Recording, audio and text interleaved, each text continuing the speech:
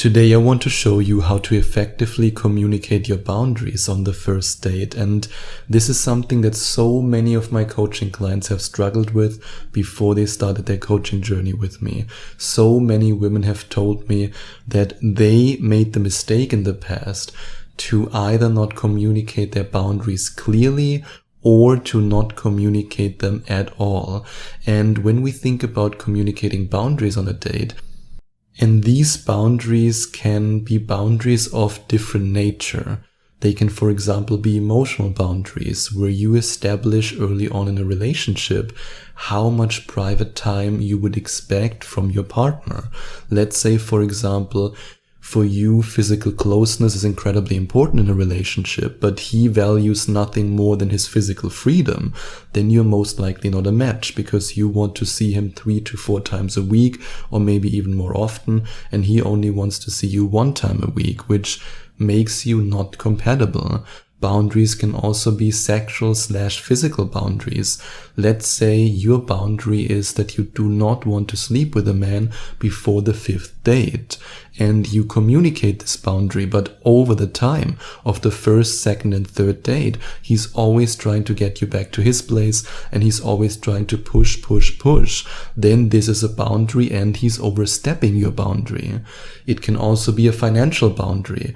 Let's, for example, say that you have this value, this core belief that the man that you have in your life, your boyfriend and maybe even your future husband, is financially independent. And for you, being financially independent is incredibly important.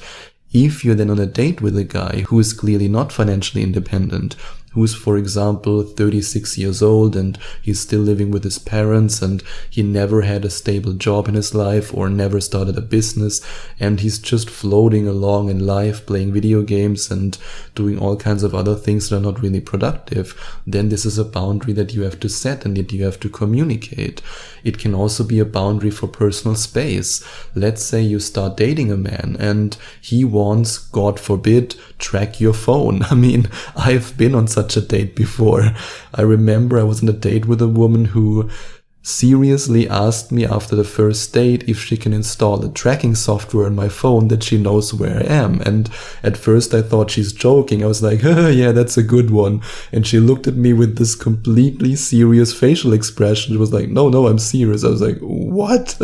And that was, of course, complete overstepping of my boundary. Like, no question about it. And the same would most likely be true for you. I mean, in case you would accept something like that or you would want something like that in a relationship, then we need to have a serious talk in a coaching session, because that's definitely not a relationship that is based on trust and on, well, sanity, to be honest. So yes, boundaries can come in all shapes or forms. Then you can't expect him to respect your boundaries because he doesn't know them. It's really that simple. And this is something that you might hate me for, but if you've been in the position where a man overstepped your boundaries, and of course, I'm not talking about assault or abuse in any form. I'm just talking about a healthy boundary. I don't want to excuse any bad behavior here. Please don't get me wrong. But when it comes to boundaries that are not going into the category of abuse or not going into the category of behavior that is clearly wrong, then you simply cannot expect him to not overstep that boundary because he doesn't know what your boundary is. I mean, let's take, for example, the boundary of personal space and private time. He might believe that it's completely normal in a relationship to just spend 1 date together a week because that's what his ex-girlfriend wanted. Let's just take this as an example. And he then goes into this dating experience with you with this belief that, well, that's what women want. Even though you might be a person, and again, this is just an example, you might be completely different, but it's just an example for the purpose of illustrating this point, that you might want to see him 6 days a week because it's important for you in a relationship to always spend quality time together, and a lot of it. And if you don't communicate this boundary to him, how should he know? The same is true for the opposite example. Let's say his ex-girlfriend always wanted to be with him, was very clingy and wanted to spend every waking minute with him. And he assumes then, okay, this is what women want, but you are a very career-driven woman and you're very independent. You don't want your partner to be around all the time. For you, 1 to 2 times a week is perfect. How should he know? He just can't know without you communicating it. And that's why it's important to prepare for this conversation and to talk about these things early on. And yes, you could say, let's choose the right moment in a space where it's so relaxed and the violins are playing in the background and everything is lovey-dovey beautiful. But it's not necessary, to be honest. It's really not necessary. You should communicate your boundaries early on in the dating process, and especially whenever they naturally come up. So let's, for example, say you have a very important financial boundary where you're looking for a man who's financially independent, who has a certain level of success, and one boundary for you would be that he wants you to pay a big share of the holidays. Let's just say this as an example. And then in the dating process, the topic comes up of who would spend money on holiday.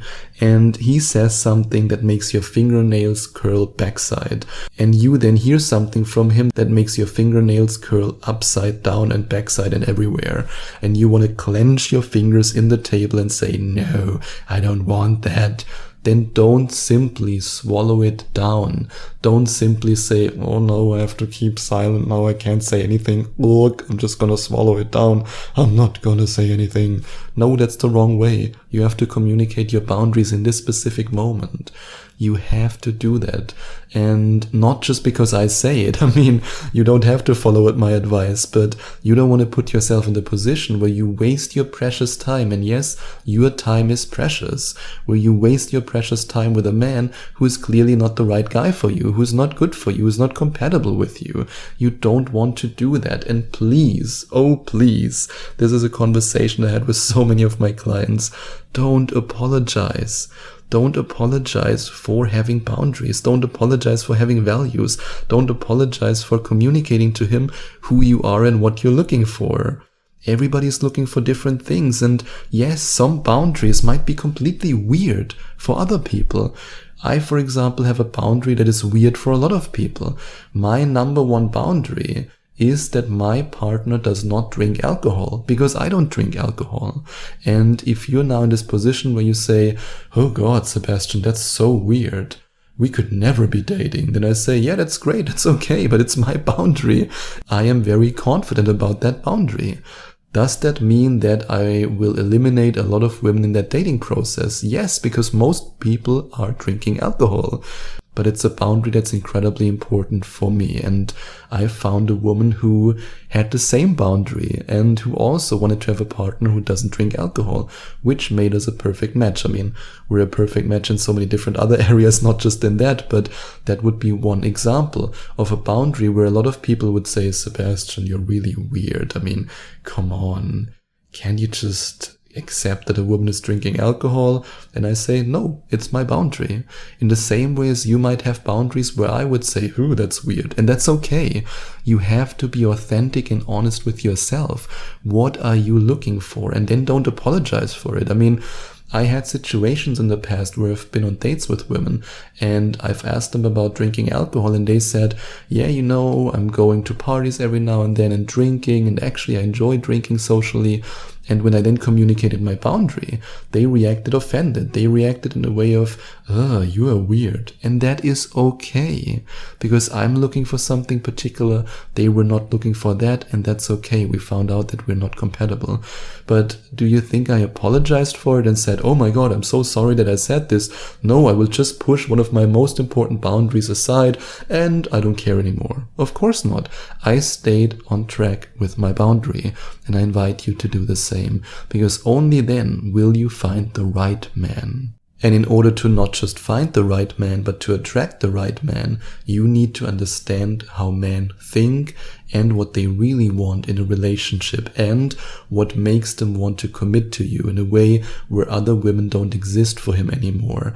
And that's exactly what you will learn in week number 5, which is coaching session number 5 of my one-on-one remote coaching program, the Love Magnet Coaching Program, in which I teach you how to attract the right man, how to draw him to you, and how to radiate this beautiful energy of being in love with life and being in love with yourself. And if you want to find out more about what awaits you in each of the individual coaching sessions, you can go to gethimkeephim.com/magnet or click on the first link in the description. And in case you first want to book an individual coaching session with me, you can go to gethimkeephim.com/coaching or click on the second link in the description.